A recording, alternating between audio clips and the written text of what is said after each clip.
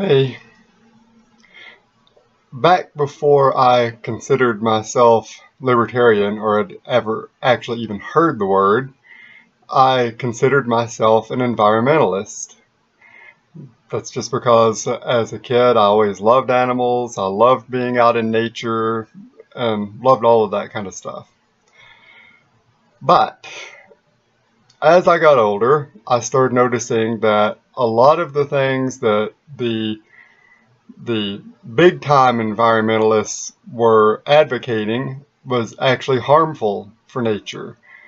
Um, just for one example, the only you can prevent forest fires kind of nonsense.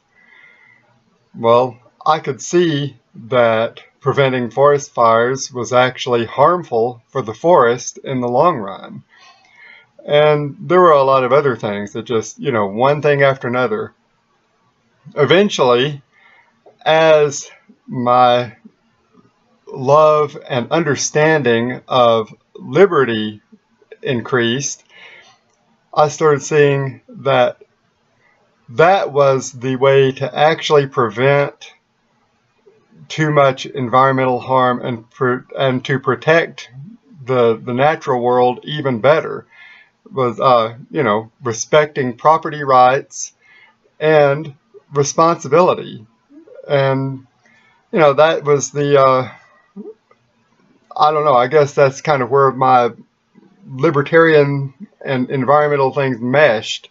I started seeing that government regulations and stuff like that, it didn't help. They always made exceptions for the biggest polluters. Plus, government is the biggest destroyer of the environment that there could even possibly be. No other polluter comes close. And yet, they're the ones that these mainstream environmentalists are reaching out to protect the environment. That's just insane. That's like sticking a serial rapist into a girls' school and saying, here, protect these girls. So anyway, that I guess that kind of explains where I'm coming from on all of that. I was just on a recent blog pointing out that my first car was an electric car, and I really liked it. I would like to get an electric car again someday. I can't afford one, and in fact, that's what happened with the first electric car. The batteries eventually went bad, and I couldn't afford to replace them. It's really nice and cheap to plug the car in at night, but if you're not putting that savings aside to buy new batteries when those wear out, well, you're going to end up without a car. Anyway, I'll put the link down in the description to that blog post about the electric car stuff.